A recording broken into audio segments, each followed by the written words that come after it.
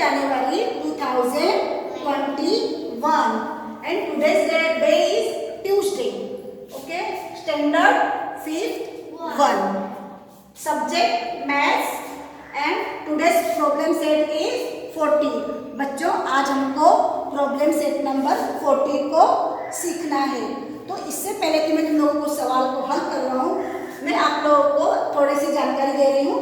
आओ आके यहाँ पे अभी चित्र देखो ब्लैक बोर्ड में और इससे तुम लोगों को पता चलेगा। देखो बच्चों, ये मैंने इसमें यहाँ पे ब्लैक बोर्ड पे कुछ गोले बनाए हुए हैं। बच्चों बताओ मैंने कितने गोले बनाए हैं ब्लैक बोर्ड में? 4 गोले बनाए। हाँ, लेकिन चारों गोले जो है वो सेम है क्या? चारों गोले जो है कैसे हैं? अलग अलग है ना। चारों गोले कैसे हैं? अलग अलग है। उनमें सब में भिन्नता है, डिफरेंट बनाए हैं। तो जो सबसे पहले जो गोला बनाया है, ये इसके अंदर मैंने कोई लाइन खींची है क्या? इसको मैंने कोई डिवाइड किया है? नहीं। ये इसका मतलब ये क्या है? ये पूरा है, ये 1 है। कितना है ये? 1 है। इसमें एक गोला है, पूरा होल, एक पूरा इसके अंदर ये चित्र है। हमने बोला ये कितना चित्र है? 1 है। इसमें कोई मैंने इसमें लाइन खींच के इसको डिवाइड नहीं किया है। ठीक है। अब बच्चों इसके बगल में दूसरा चित्र देखो। इस चित्र में मैंने देखो एक लाइन खींची है, दिखाई दे रही है ना तुम लोगों को? अब इस लाइन को खींचने से इस गोले के कितने भाग हो गए हैं? 2 भाग हो गए हैं, यानी 1/2। यानी हमने इस गोले के 2 भाग कर दिए हैं। 1/2 को हम लोग डेसिमल फॉर्म में कहते हैं 0.5। 0.5 यानी हाफ। यानी ये गोला क्या बन गया है उसका, यहाँ पे इसको हमने हाफ कर दिया है। ठीक है, ये हो गया हमारा हाफ। हाफ यानी आधा। हाफ यानी कितना होता है? आधा। ठीक है। अब बच्चों आगे देखो, अब यहाँ पे मैंने ये दूसरा गोला है। इस गोले को भी मैंने डिवाइड किया है। इसमें मैंने 2 लाइन खींची है, एक सीधी और एक सीधी और एक आड़ी। ये 2 लाइन खींचने से इसमें कितने भाग दिखाई दे रहे? बन गए हैं 4 भाग बन गए। इस 4 भागों में से मैंने कितने भाग को कलर किया है? 3 भागों को कलर कर दिया है। और एक भाग कैसा है? खाली छोड़ा है, सादा छोड़ा हुआ है। और 3 भाग को मैंने क्या कर दिया है? लाइन कलर कर दिया है ना, लाइन खींच दिया है। इसे कहते हैं इंग्लिश में 3/4। क्या कहते हैं बच्चों इसको? 3/4। यानी 4 भागों में से 3 भाग को मैंने कलर कर दिया। जैसे इसमें 2 भागों में से 2 भाग थे, 2 भाग में से 1 भाग को कलर किया है। उसी प्रकार यहाँ पे 4 भागों में से 3 भाग को मैंने क्या कर दिया है? कलर मार दिया है, या लाइन खींच दिया है। इसे कहते हैं 3/4। 3/4 को हिंदी में कहते हैं पौना। क्या कहते हैं? पौना। और जो इसका ये वाला भिन्न है 3/4, इसको हम डेसिमल फॉर्म में लिखते हैं 0.75। 0.75। और ये जो था ये कितना था? 0.5। और उसके आगे हम चाहे तो उसके आगे 0 भी लगा सकते हैं। ठीक है। अब ये सबसे नीचे वाला चित्र देखो, इसमें भी मैंने एक सीधी लाइन खींची है और एक आधी लाइन खींची है। तो मैंने इस पूरे होल के जो ये पूरा एक गोला था, इसके यानी कितने भाग किए मैंने? 4 भाग किए मैंने। इसके कितने भाग किए? 4 भाग। इस 4 में से कितने भाग में मैंने ऐसे लाइन खींची है? 1। यानी 4 भागों में से 1 भाग को मैंने लाइन खींच के कलर मारा हुआ है। तो ये बन गया 1/4। इसको 1/4 को बोलते हैं अ क्वार्टर। ये जो था वो 3/4 और ये वाला कितना है? अ-क्वार्टर। ठीक है। इसको बोलते हैं हिंदी में बोलते हैं पाव। क्या बोलते हैं? पाव। और इसको क्या बोलते हैं हिंदी में? पौना। और इंग्लिश में क्या बोलते हैं? 3/4। ये अ-क्वार्टर, 3/4 और ये क्या है? आधा। और ये 1। रिपीट करो। 1 हाफ 1 अ-क्वार्टर 3/4। अब मान लो यहाँ पे ये 1/4 में मैं हाफ को साथ में जोड़ देती हूँ। हाफ +1 तो कितना बन जाएगा? ये 1 and 1/2।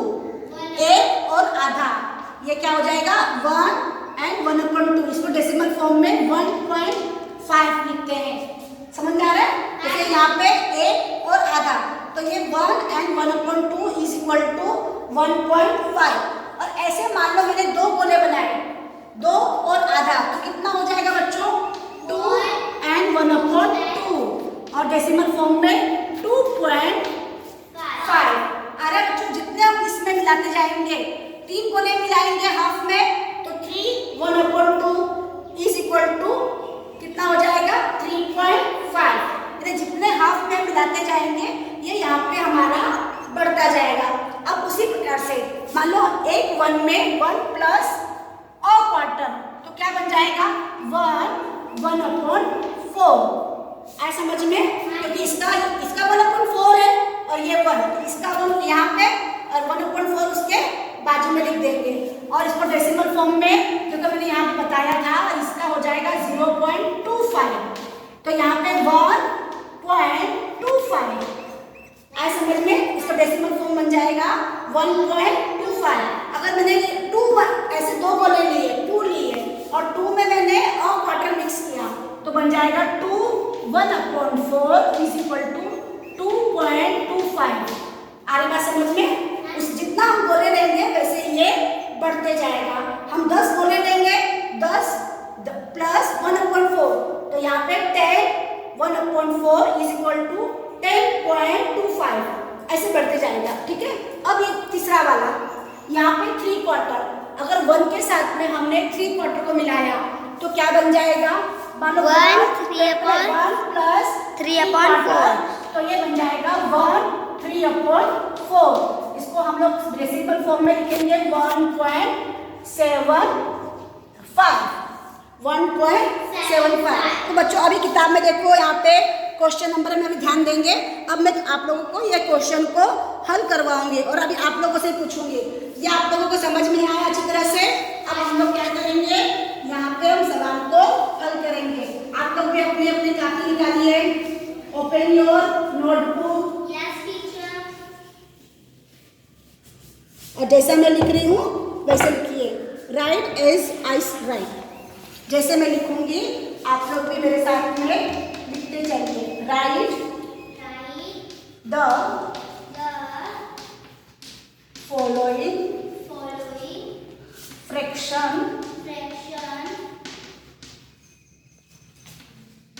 As decimal form. Decimal form मतलब उसमें डेसिमल का पॉइंट लगा रहेगा, सब डेसिमल का पॉइंट लगा रहता है। ये मैंने आप लोगों को पिछले पाठ में सिखाया था कि इसको दशमलव बोलते हैं, डेसिमल पॉइंट। तो जब वो कोई भिन्न होता है, उस पर डेसिमल लग जाता है, तो उसे हाँ बोलो।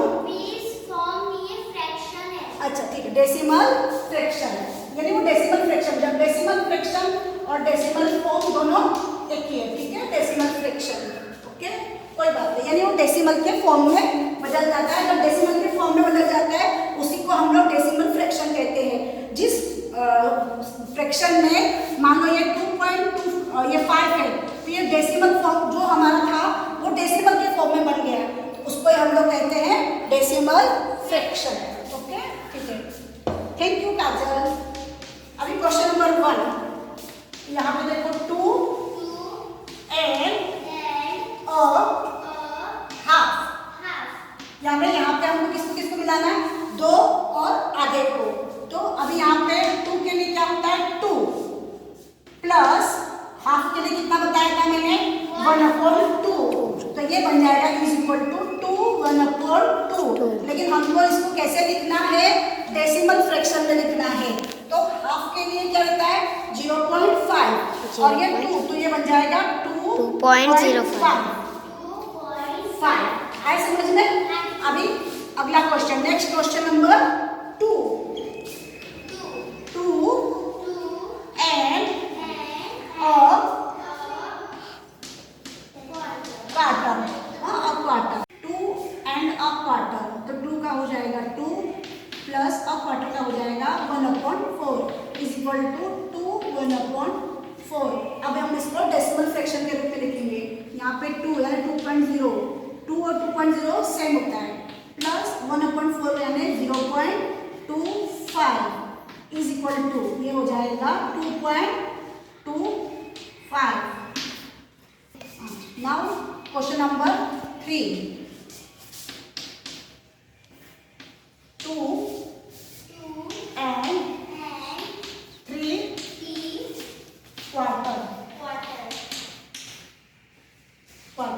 यहाँ पे क्वार्टर्स। ओके, अब देखो बच्चों यहाँ पे आगे 2 का कितना हो जाएगा 2, प्लस अब 3 क्वार्टर को क्या बोलते हैं 3/4 इज इक्वल टू 2 3/4। ये तुम लोग को सिर्फ समझाने के लिए बता रही हूँ, हमको इसको डेसिमल फ्रैक्शन के रूप में लिखना है। तो यहाँ पे 2 हो जाएगा प्लस 3/4 को हम लोग डेसिमल फॉर्म में क्या लिखते हैं 0.75 इज इक्वल टू 2.75, यानी इसका उत्तर 2 and 3/4 को डेसिमल फ्रैक्शन में क्या बोलेंगे 2.75। Question number 4, 10 and a half।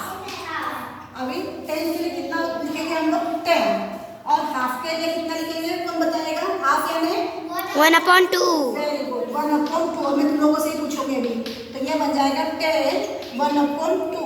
अब हम इसको हमको डेसिमल फ्रैक्शन के रूप में लिखना है, तो 10 को 10 ही लिखोगे तो भी चलेगा, प्लस 1/2 को कैसा लिखते हैं डेसिमल 0.5। हाँ, इसके आगे 0 लगाओगे तो भी चलेगा, नहीं लगाओगे तो भी चलेगा। हाँ, अब ये बन जाएगा 10.5 और यहाँ चाहो तो यहाँ 0 लगाओ या तो मत लगाओ। Now question number 5, 14 FOURTEEN 14 and 3 quarters. ठीक है, अब 14 को हम लोग नंबर्स में लिखेंगे कितना 14 प्लस 3 क्वार्टर को क्या कैसे लिखते हैं 3 फ्रैक्शन क्या है इसका सिंपल फ्रैक्शन 3.0 फ्रैक्शन डेसिमल वाला नहीं, बिना डेसिमल का सिंपल फ्रैक्शन। याद करो 3 क्वार्टर्स 3 याद करो 3/4। हाँ, याद रखो बच्चों, भूलो मत, बराबर 14 3/4 आया याद। अभी 14 को लिखेंगे 14, अब 3/4 को डेसिमल फ्रैक्शन में 0.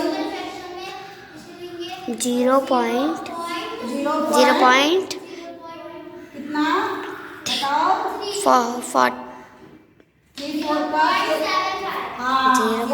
याद आ गया 0.75, ये हो जाएगा 14.75। Now question number 6. Kajal, read the question. Yes, teacher. 16 and a quarter. Okay. Thank you. अब देखो यहाँ ध्यान रखना 3 क्वार्टर है तो यहाँ पे क्वार्टर्स हो जाता है, लेकिन और रहेगा तो सिर्फ क्वार्टर, यहाँ पे एस नहीं लगेगा। हाँ बच्चों ध्यान रखना। 16 का क्या हो जाएगा बताओ श्रद्धा? 60 नंबर्स में प्लस क्वार्टर यानी कितना 1/4। 1/4 वेरी गुड। अब यहाँ पे इज इक्वल टू 16 1/4। अब हम इसको डेसिमल फ्रैक्शन के रूप में लिखना है। 16 का तो 16 ही हो जाएगा, चाहो तो यहाँ पे पॉइंट्स लिख के 0 लगा देने का, प्लस 1/4 का 0.75 नहीं रॉन्ग 0. कितना नो 75 25 याद रखो, हमेशा याद रखो 1/4 का 0.25 चौथा हिस्सा। अभी तुम लोगों को अभी सिखाऊंगी मैं कि कैसे याद करना है, बाद में पूरा हो जाएगा। इसके बाद तुम लोगों को मैं याद दिलाऊंगी कि कैसे तुम अगली बार याद रखोगे, बार बार भूल जाते हो ना। अब मैं तुम लोगों को तरीका बताऊंगी, पहले इसको पूरा हो जाने दो। ये हो गया हमारा 16.25।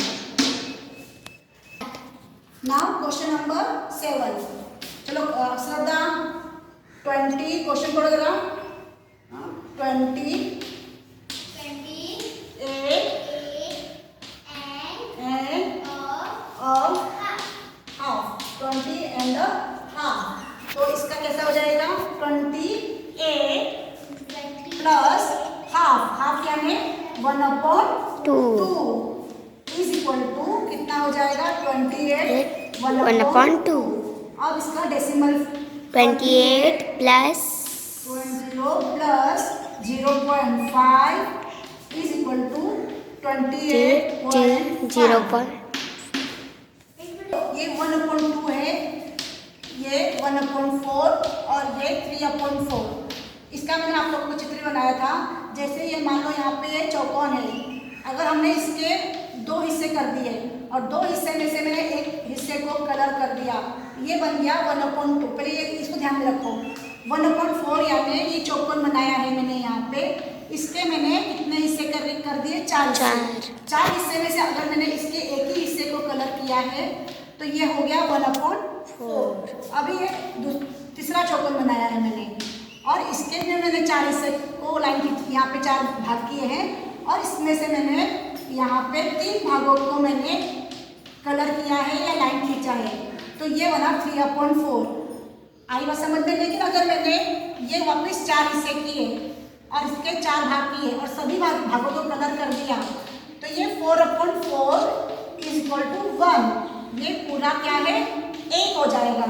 हमेशा ध्यान रखना, ये बन जाएगा 1। ये आप लोगों को इतना समझ में याद रखना चाहिए।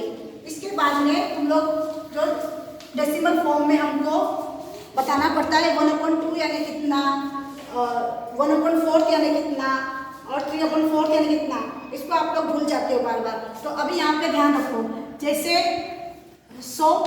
1 रुपये में 100 पैसे होते हैं। 1 रुपये में 1 रुपीज़ और 100 पैसे।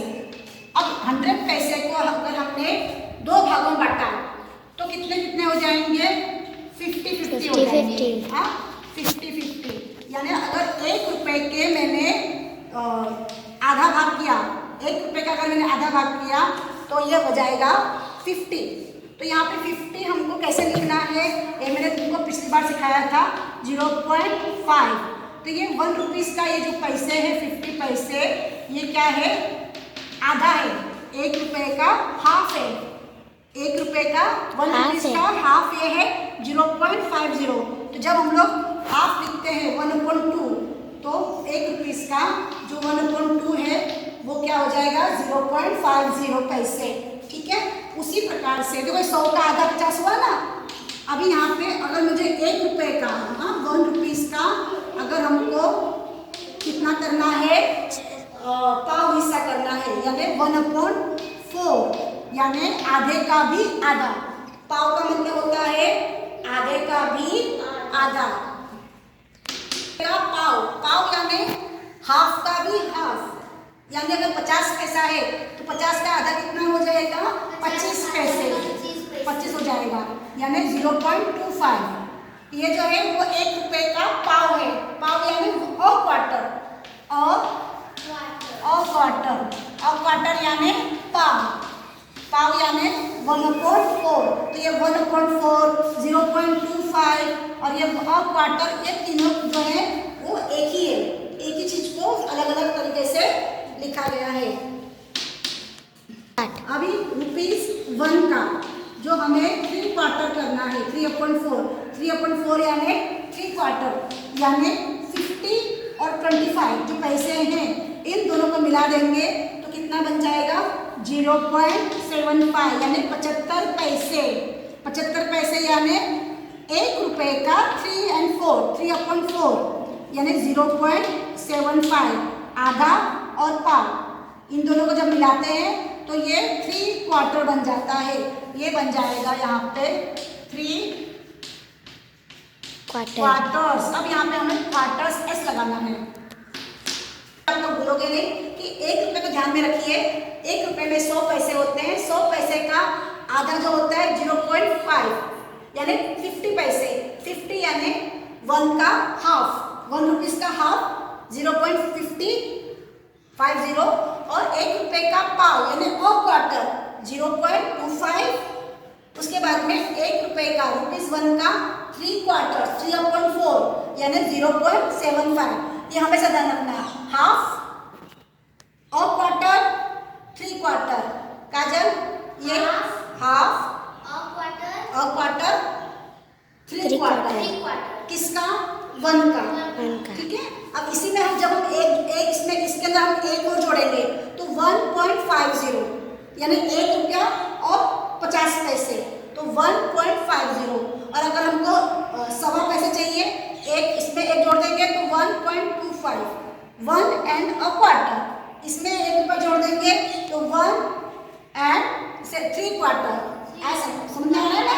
हाँ, जिसमें एक एक दो मिलाएंगे, अगर हमने इसमें दो मिलाया तो 2 and half, 2 and a half यानी 2.50। इसमें हमने 2 मिलाया तो 2 and a quarter यानी 2.25। इसमें हमने 2 मिलाया तो 2 and 3 quarter, इट मीन्स 2.75। इस प्रकार से हम लोग इसमें भी अगर 3 मिलाएंगे तो 3 and a half, तो क्या बन जाएगा डेसिमल फ्रैक्शन 3.50। अब इसमें हमने 3 मिला दिए साथ में तो 3 and a quarter 3.25। इसमें भी हमने 3 मिला दिया तो 3 and a 3 quarters 3, और इसमें हो जाएगा 3.75। बच्चों समझ में आया आप लोगों का पार्ट ये? अच्छे से इसको कापी में उतार लेना, समझ के लिख लेना। अगर नहीं समझ में आए तो वीडियो को दोबारा फिर से देख देख के अच्छी तरह से अपने दिमाग में समझ लेना। और इस पार्ट को यहाँ पे हम अपना खत्म करते हैं। Thank you.